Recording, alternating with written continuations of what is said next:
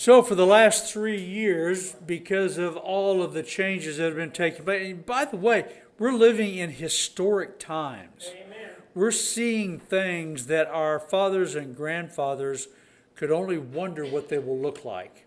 And we've been looking at some of those things that are under the surface that are driving the prophetic events of our days.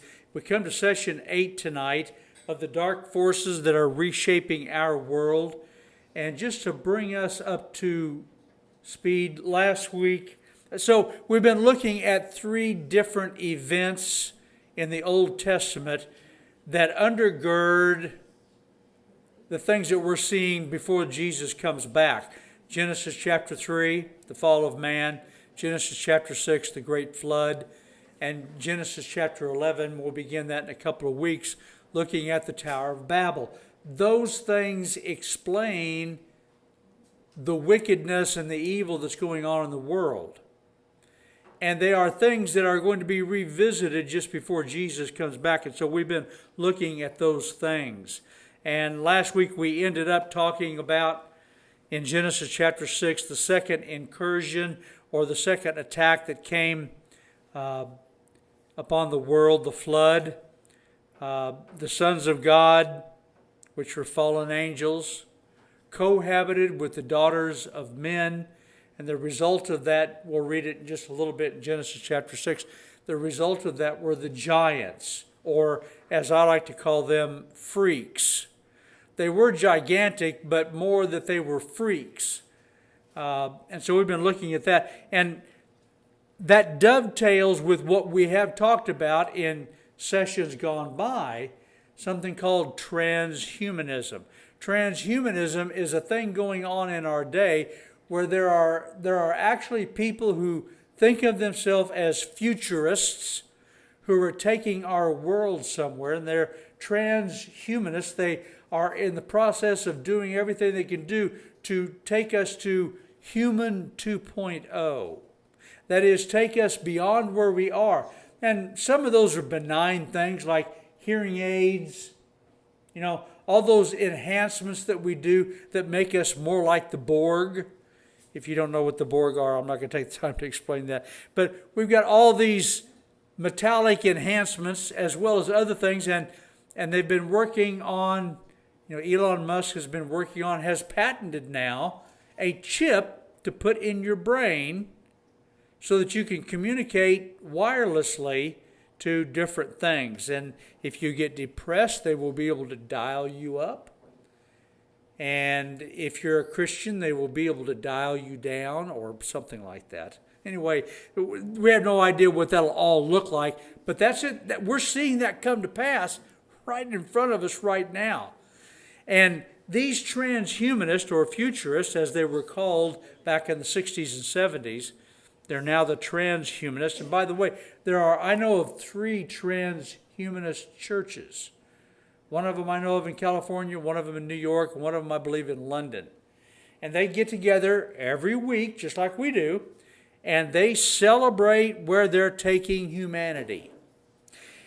They have called this for some time the hybrid age. This dovetails with what we've been talking about, all of these myths of these creatures and these gods. Underneath all of that is probably an actual event or creatures that became what was mythological and what got written down as myth. And so we were talking about the Seder, just as an example, and that dovetails with what happened in 2022, in December 13th. These U.S. Army people, actually one of them's Army, one of them is, what uniform is that? Air Force, I think. Air Force and Army. They've dressed up in these, looks like a dog. And that's a real thing. They call them furries. Some of you may never heard of that. We've talked about it, furries. So I'm not going to take, but we're entering this age that is completely insane to us. completely insane. And the problem is all those insane people like this, they vote. And that's why we are where we are today. So in Genesis chapter 6, the great flood, Jesus said that we were going to return to those days. Jesus said that there are two times in the Old Testament that are precursors of what's going to happen again just before he comes back. The time of Noah and the time of Lot. At the time of Noah, we're going to talk more in detail about that. The other one, the time of Lot, homosexuality. So we're seeing that just explode around us. So get ready. Jesus is on the horizon. Amen. And these are a couple of verses, 2 Peter 2, 4 through 9, and Jude 6, that take you directly back to the Genesis 6 flood. You can study that on your own. We're not going to go back over that again. So now we're caught up. We will take it from here.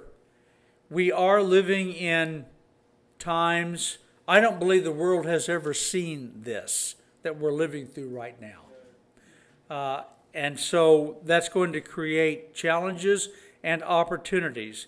Christianity has been under fire. The big C, you know what I mean by the big C? So churches began to be marginalized.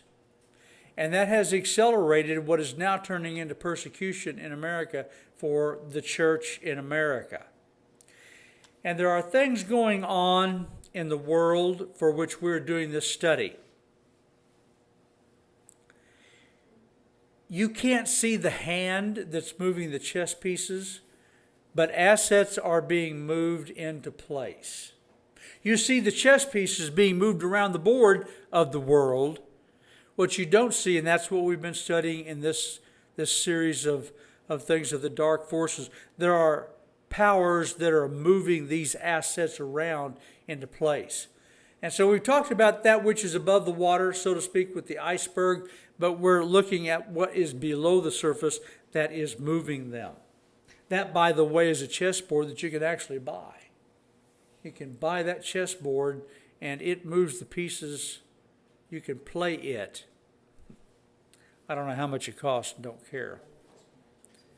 So the common theme of these three seminal events, Genesis 3, the fall, Genesis 6, the flood, and Genesis 11, the Tower of Babel, they really have as at their core what the transhumanists are trying to do now. In Genesis 3, Eve was told, "You shall not die." That's a pretty good goal, to not die. And that's what the transhumanists say that they're going to do. They're going to take us to human 2.0 and we will live forever. And he said, "Ye shall be as gods." And that's what the transhumanists say. God's not really a thing. We're going to show you that humanity is God. And in Genesis 6, the unauthorized union of the sons of God, the daughters of men, must have had some alluring endgame for the women. I hate to even think about it or make us think about it, but for those women, they must have been drawn, allured to something. These fallen angels must have dangled something in front of them. I believe it is this transhuman. You can become more than human. And in particular, your offspring then will be gods or something like that. And then in Genesis 11, that we haven't got to yet, the Tower of Babel, we have some indicators in Genesis 11:4.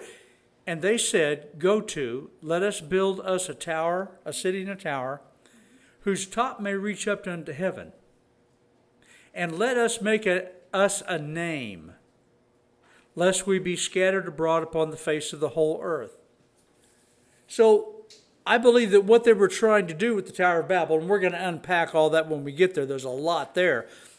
What they're trying to do is they are doing an end run around what God's intention for humanity was.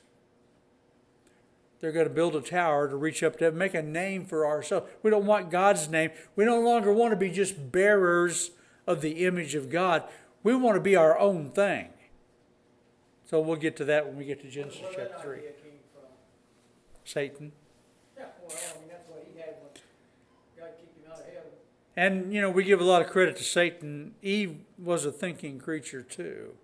That evil thought came from within her heart. Yep. So in the Genesis 6 attack, incursion, event, it was the reinventing of God or supplanting God. And this term Antichrist has two meanings. Both of them are true, but there are two different aspects. One of them is to oppose or be against. We understand the Antichrist is going to be against God. But it also means to be in place of. Christ is going to be replaced by an Antichrist.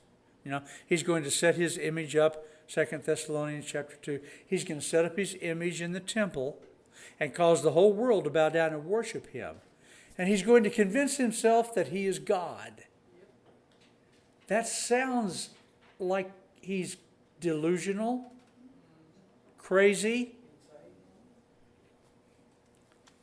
So, not only reinventing God, but redefining what human means. That's what was going on in Genesis 6. They're reshuffling around what it means to be human. They're having these babies with these women, and these freaks are now human 2.0. I believe that what's coming back in our day is a refined attempt at that. So let me ask you some questions, and don't answer out loud. Do you believe in the supernatural? Okay, and all of God's people would all say amen. But do you really believe everywhere you read in the Bible the supernatural? Do you believe in extraterrestrials? E.T. Think about that. Do you believe in E.T.? Do you believe in interdimensional beings and interdimensional travel? Now, your impulse on the second two questions would be to say, no. But I would suggest that you do. You just don't know you do. You believe in angels? You believe in demons? You believe what the Bible says about fallen angels? Absolutely. Elohim? Okay. Then you do. You just never thought of calling them extraterrestrials. But that's where they come from. They come from outside the earth. They don't come from Mars. They don't come from Venus. There's not that kind of extraterrestrial. But there are supernatural beings who come from other dimensions.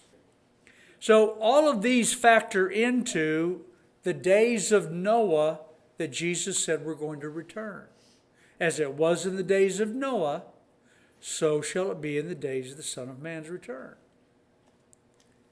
So I want to give you a warning before we get too far along. There is a difference between research, wanting to know more what the Bible says about all these things, and being obsessed with the curiosity of it. Now, I don't know what it is. There's something about the dark side. There's something about witchcraft. There's something about all of those things that is enticing to humans, to all of us. We wonder about those things. The problem is, if you're trying, okay, here's the old saying. You ought to write this down because it is fundamental. If you begin to do a study of demons, the demons will come out of the bushes and help you look for demons. They would rather you be focused and obsessed with that. If they can get you obsessed with that, you're not looking at the whole counsel of God. Amen. And I can tell you from personal experience, having crossed the line from research to obsession, I can tell you that bizarre supernatural events will begin to happen. I can tell you some things that you would say you're either crazy, Brother Doug, or there were supernatural things going on. Yeah, and so Satan's temptation to Jesus was to bypass the path, to go directly.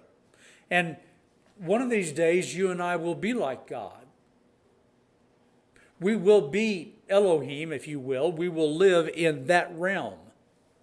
But today, we live in this body. And to be obsessed with, maybe I could hasten that. You're right, that's a real obsession, a real temptation. So let's look at Genesis chapter 6 and read just a scant 4 verses.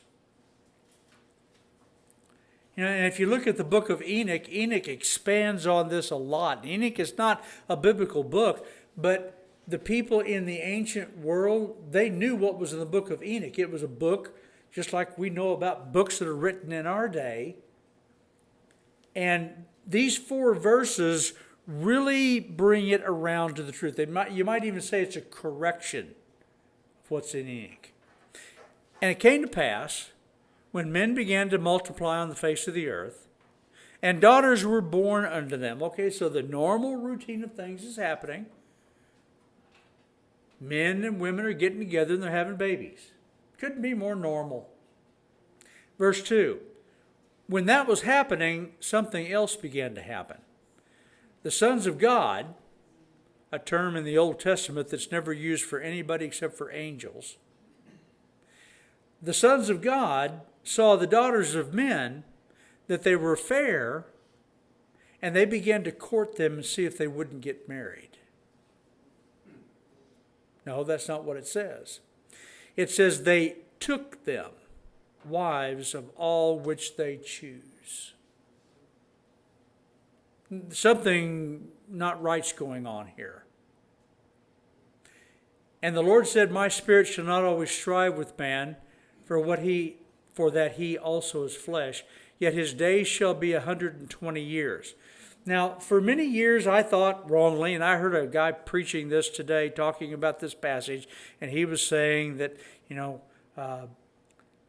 this is the limit to how long people are going to live now, 120 years. No, that's not what it is. Noah was a preacher of righteousness. He preached for 120 years. God said, what he's saying here in verse 3, I'm going to give you 120 years. You've got 120 years, and that's it. And here we find in verse 4, there were giants in the earth in those days, and also after that. Now, the reason why there were giants is what's listed next. Here's why there were giants. When the sons of God came in to the daughters of men, and they bare children to them, the same became mighty men which were of old, men of renown. You can think of Zeus, Apollo, Aphrodite, all of those ancient gods. There would have been a root story underneath of that. These freaks who were mighty men, okay, and they became men of renown. They became legendary. They became the myths that we have in the Greek mythology and all that. And the Greek mythology is just a continuation of the mythology that was handed down for generations before that. Here's the root of where those stories got started. And of course, we know the rest of the story. God destroyed the earth and all of those freaks also. But it says that they were in that land in that day and also after that. And of course, that's a great question. How were there giants after that? If you don't understand the giants after that, you don't understand the exodus of Israel into the promised land. as I told you before, I'll say it again. If you look at an overlay of the map of the places where God told them when they came into the promised land, in this particular spot, kill or drive out everything that moves. Yep. Because all those areas were giant areas.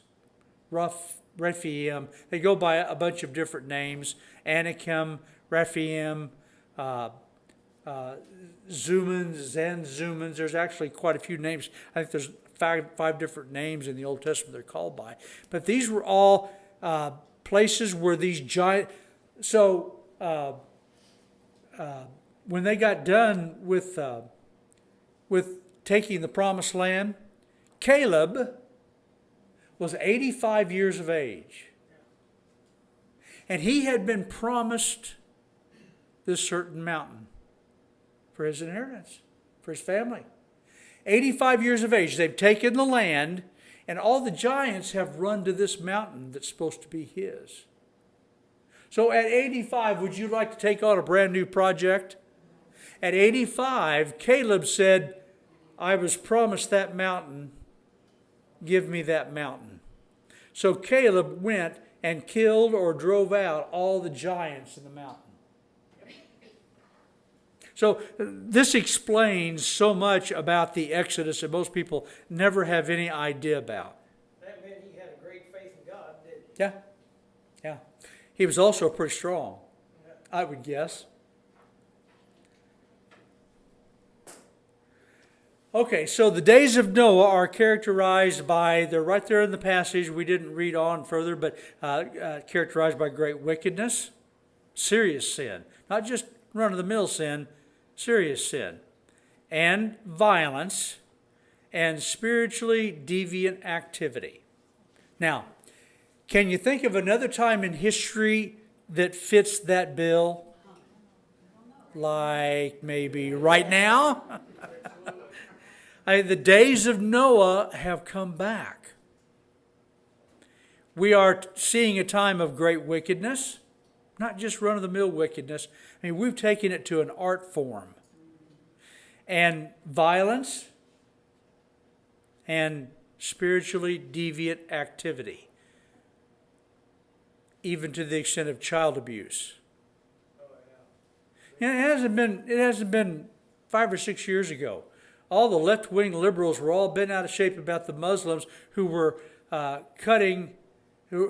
were allowing women to be cut in their genitals, a thing with Islam. You know, how awful. I'd say it's a whole lot more awful to do that to a child, and that's what we're doing. So, now we enter the purposes and uptick in UFO phenomenon.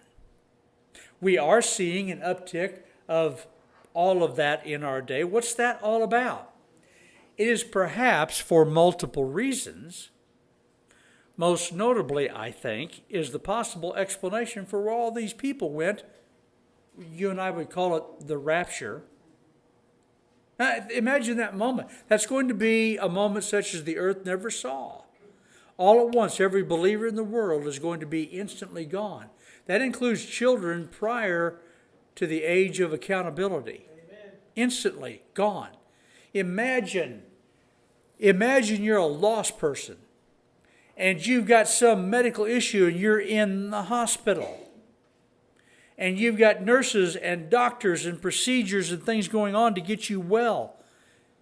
And the rapture takes place. Can you imagine the turmoil? It's going to be pandemonium. It's going to be confusion to the extreme. And I believe that UFOs factor into that big time. I believe that UFOs are going to be a part of the explanation.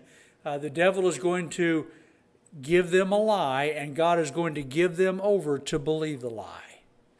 That's what 2 Thessalonians 2 tells us, that God is going to send them a strong delusion that they should believe a lie. Well, what's the lie? Well, I believe it's the lie of where did all these people go? And hence UFOs. So, I want to ask you another question, and I may have to edit all this out later. Technology is a good thing when it works for you. How many of you have seen a UFO? So imagine if you had been somebody who had just gone through some serious earth-shaking trauma, been abused by a parent, a serious trauma, and then you see that.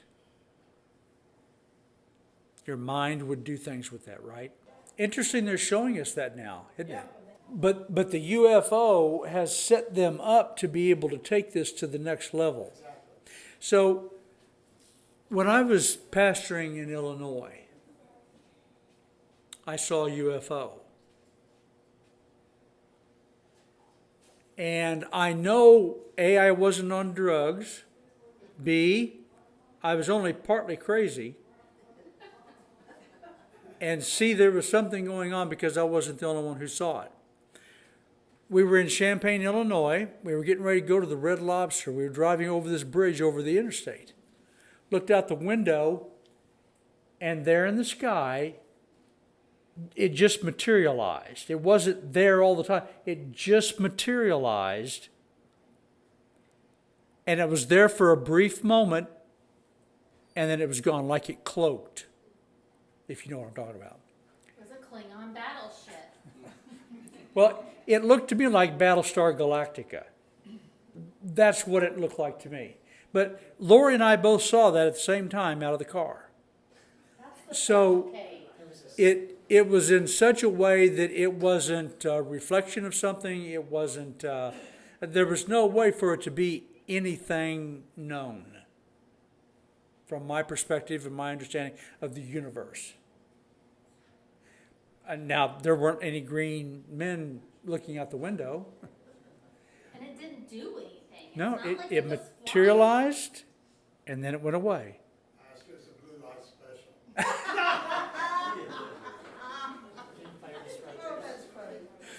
Okay, I've got a lot of good stuff to tell you that will help explain some things. We need to get to that.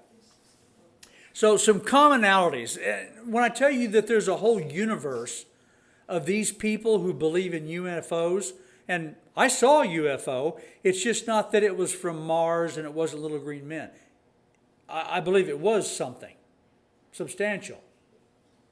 Okay, demonic, and we'll talk about that in a moment. But there's some commonalities among all these people who say they see these things. First of all, they occur in places where paranormal or occultic practices are more prevalent. These cluster. The sightings and UFO events cluster in areas, France, for example, and Brazil. Just two examples.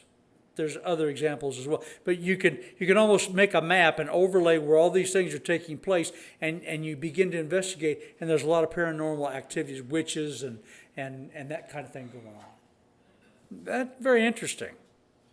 I think it begins to explain what's underneath of all this. They involve Antichrist messaging. The UFO sightings, the aliens abducting somebody, what they come back and tell people, it's an Antichrist message, almost exclusively. Another item.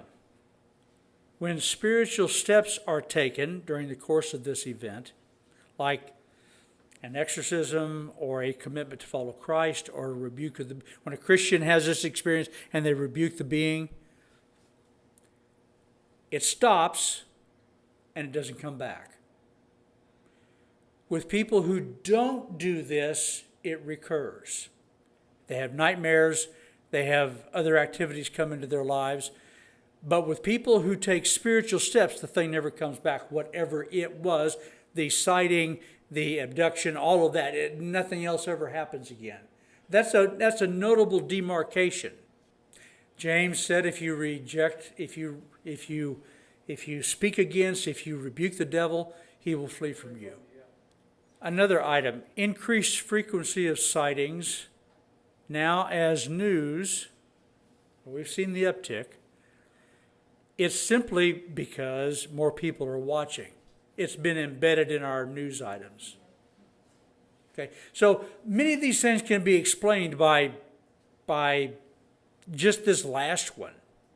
People are thinking about it more. And the government now, the government has said, this may be a real thing. Okay, we've now moved over the hump. It's now no longer crazy. Some commonalities more. Whenever the close encounter of the third kind occurs, it is almost never beneficial to the human being. You know what I mean by close encounter of the third kind? There's a first kind, a second kind, a third kind. A third kind is when you get within so many feet of this thing. You've got abductions, you've got sightings, and they classified these into 3 different layers. But whenever it happens, nothing good ever comes from it. It's never good for the human being. In some cases, the human being has died. You could argue a heart attack or whatever you want, but it's never good for the human being when this happens. Now, the exclusion of that, the exception to that, would be when a believer encounters something demonic and they rebuke it, and that's still not a good experience, but they're able to move on with their lives. The messaging, as I've already indicated, is always anti-Christ. You can look this up if you want to research it. I don't encourage you to. You don't need to. But there was a book written, I think it was back in the 1950s, the Urantia book. And it was supposedly this guy would go to sleep and these alien entities would speak to him, and as he would speak, people would write it down, and it became a book. And they were revelations from these aliens, and over half of the book that was written to deny that Jesus was the Christ.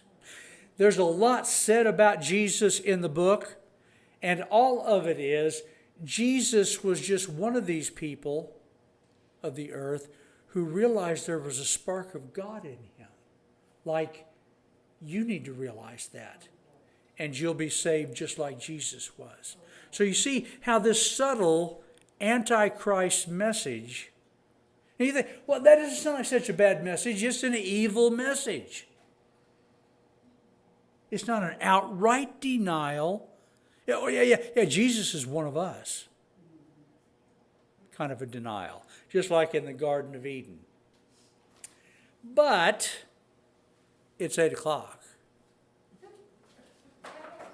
Now, and we have not even gotten to Roswell. And I'm telling you,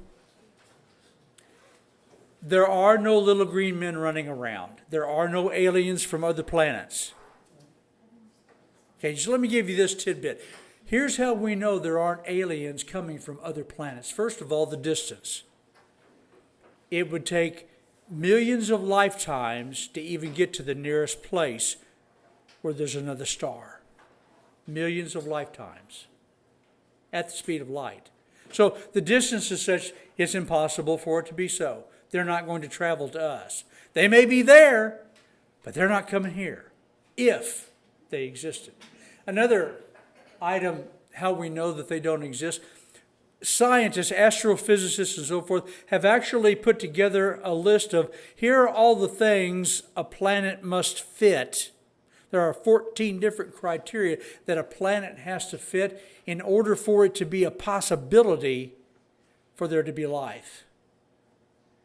And so far, there's only one that meets all 14 criteria. And that's right here. Now that's what lost astrophysicists say. And so it's going to have to fit, be this far from a sun, have these kind of elements in the planet, 14 different criteria, and they've not found a planet yet that fits all 14 criteria. Okay, so I'm not talking about little aliens running around, but there's a thing going on. even with the Roswell, New Mexico thing. And you'll find it fascinating in 2 weeks.